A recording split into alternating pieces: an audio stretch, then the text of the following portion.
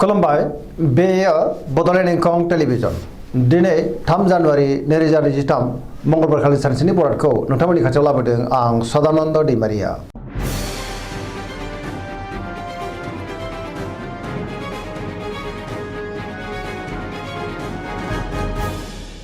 सिगां फरायनो लादों मेष राशि गिबि हांखो अ ल दिनैनि साना मोजां आरो गाज्रिनि गेजेरजोंनो बाबेरलांगोन।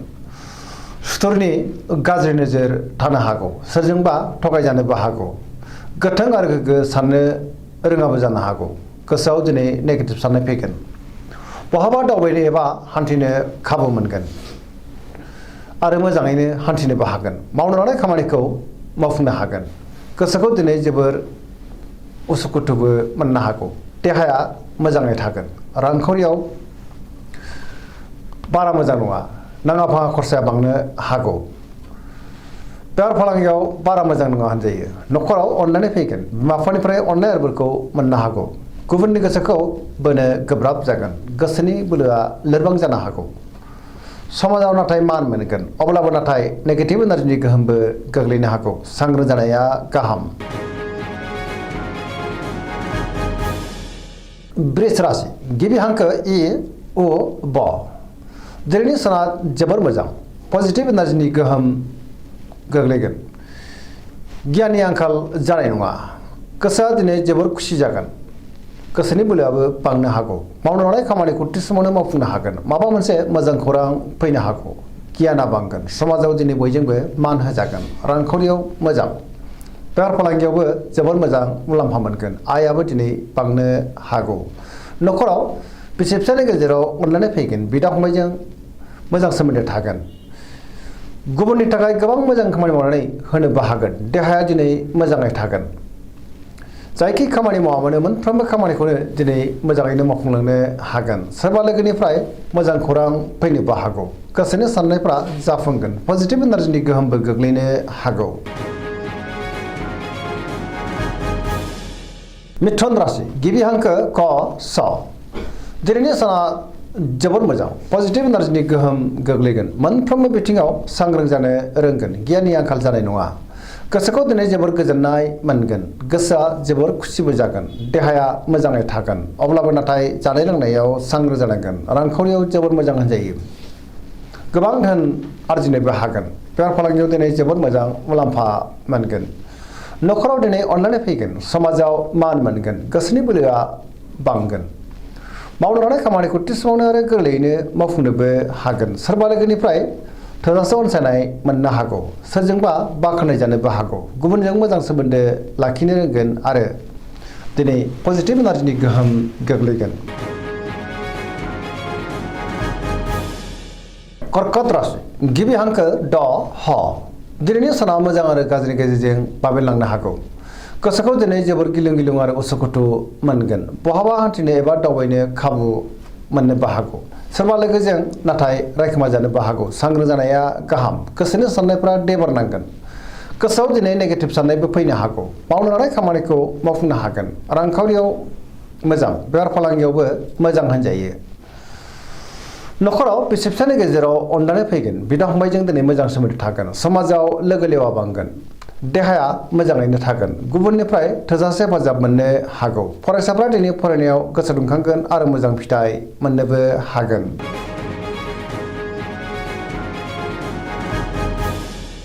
सिंह राशि गिबि हांखो म थ दिनैनि साना जोबोर मोजां।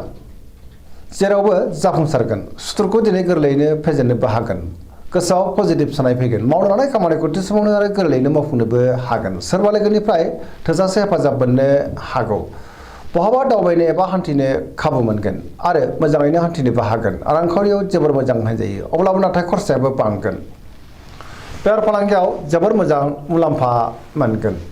गोसोनि साननायखौ गुबुननो फोरमायनो हागोन। लाइमोनफोरा दिनै जोबोर रमान्टिक जागोन आरो गावबा गावनि गोसोनि साननायखौ फोरमायलायनोबो हागोन। न'खराव बिसि फिसायनि गेजेराव अननानै फैगोन। समाजाव दिनै मान मोनगोन। गुबुननि गोसोखौ गोरलैयैनो बोनोबो हागोन। देहाया मोजाङैनो थागोन। बयजोंबो अनसायजानो हागौ। गोसोआ दिनै जोबोर खुसि जागोन आरो पजिटिभ साननो रोंगोन। कन्या राशि गिबि हांखो फ ट दिनैनि साना जोबोर मोजां गोजोन थासारि फैगोन बयजोंबो मोजां सोमोन्दो लाखिनो रोंगोन गोसोआव पजिटिभ साननाय फैगोन गोथों आरो गोग्गो साननो रोंगोन गियाननि आंखाल जानाय नङा मोनफ्रोमबो खामानिखौनो दिनै मोजाङैनो मावफुंलांनो हागोन रांखावरियाव दिनै जोबोर मोजां होनजायो अब्लाबो नाथाय खरसायाबो बांगोन बेफार फालांगियाव जोबोर मोजां मुलाम्फा मोननो हागौ देहाया दिनै मोजाङै थागोन गोबां मुंदांखा सुबुंजों दिनै लोगो मोनज्लायगोन न'खराव बिमा बिफानि अननाय आरफोरखौ मोननो हागौ गोबां खामानियाव दिनै मुखुबबो थागोन सोरजोंबा बाख्नाय जानानै गोसोआ दिनै जोबोर खुसि जागोन पजिटिभ एनार्जिनि गोहोम गोग्लैगोन लाइमोनफ्रा जोबोर रमान्टिक जागोन आरो गावबा गावनि गोसोनि साननायखौ फोरमायलायनोबो हागोन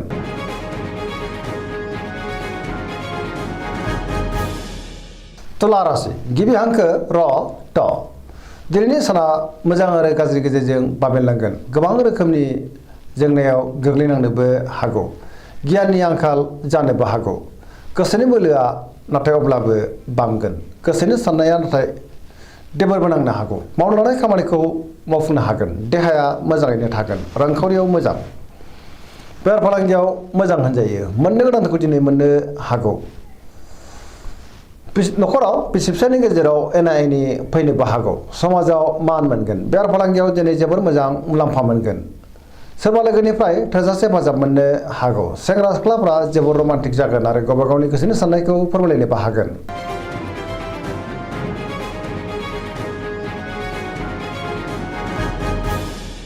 वृश्चिक राशि गिबि हांखो न स दिनैनि साना जोबोर मोजां बयजोंबो अनजागोन आरो अनसायजागोन गुबुननि थाखाय गोबां मोजां खामानि मावनानै होनोबो हागोन गुबुननि गोसोखौबो गोरलैयैनो बोनोबो हागोन पजिटिभ एनार्जिनि गोहोम गोग्लैनो हागौ समाजाव लोगो लेवा बांगोन गोसोआव दिनै गोगों आरो गोथो साननो रोंगोन गियाननि आंखाल जानाय नङा मावनो लानाय खामानिखौ थि समावनो आरो गोरलैयैनो मावफुंनोबो हागोन गुबुननिफ्राय थोजासे हेफाजाब मोननो हागौ गोसोनि साननायफोरा जाफुंगोन गोसोनि बोलोआबो बांगोन समाजाव मान मोनगोन आरो बयजोंबो अनजासोगारगोन न'खराव दिनै अनलायनाय फैगोन रांखावरियाव जोबोर मोजां होनजायो अब्लाबो नाथाय खरसायाबो बांनो हागौ बेफार फालांगियाव जोबोर मोजां मुलाम्फा मोनगोन देहाया दिनै मोजाङैनो थागोन गुबुननिफ्राय थोजासे हेफाजाब मोननो हागौ फरायसाफ्रा दिनै फरायनायाव गोसो दुंखांगोन आरो मोजां फिथाइ मोनगोन लाइमोनफोरा जोबोर रमान्टिक जागोन आरो गोसोनि साननायखौ फोरमायलायनोबो हागोन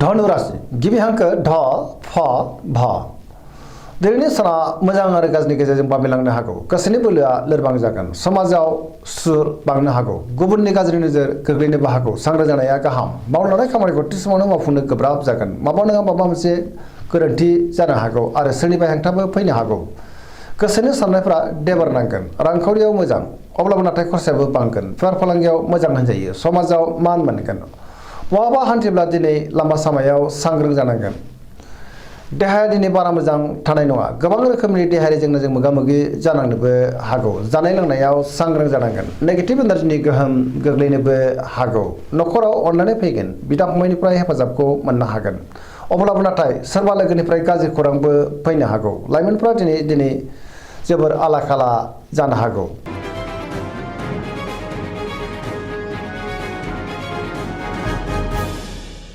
मकर राशि गिबि हांखो ख ज दिनैनि साना बारा मोजां नङा गोसोनि साननाया देबार नांनो हागौ मावनो लानाय खामानिखौ थि समावनो मावफुंनो गोब्राब जागोन रांखावरियाव मोजां अब्लाबो नाथाय खरसाया बांनो हागौ बेफार फालांगियाव मोजां होनजायो गुबुनजों मोजां सोमोन्दो लाखिनो रोंगोन अब्लाबो नाथाय नेगेटिभ एनार्जिनि गोहोमबो गोग्लैनो हागौ गोदान खामानियाव आखाइ होजेननो हानाय नङा न'खराव अनलायनाय फैगोन बिदा फंबायनिफ्राय थोजासे हेफाजाब मोननो हागौ सेंग्रा सिख्लाफ्रा गावबा गावनि गोसोनि साननायखौ फोरमायलायनो हागोन फरायसाफ्रा दिनै फरायनायाव गोसो दुंखांगोन आरो मोजां फिथाइ मोननोबो हागोन अब्लाबो नाथाय नेगेटिभ एनार्जिनि गोहोमबो गोग्लैनो हागौ सांग्रां जानाया गाहाम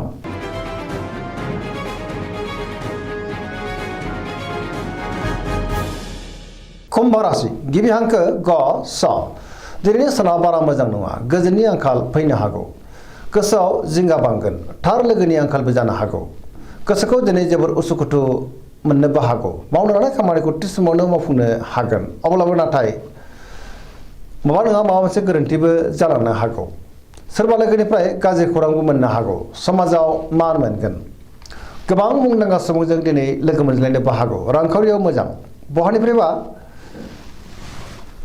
गाज्रि खौरां मोननानै गोसोआ दिनै जोबोर उसुखुथुबो जागोन। बेफार फालांगियाव मोजां होनजायो। गुबुननिफ्राय हेफाजाब लानांगोन। बिमा बिफानि अननाय आरिफोरखौ मोननो हागौ। बहाबा दावबायनो एबा हान्थिनो खाबु मोनगोन। अब्लाबो नाथाय सांग्रां जानांगोन। नेगेटिभ एनार्जिनि गोहोमबो गोग्लैनो हागौ।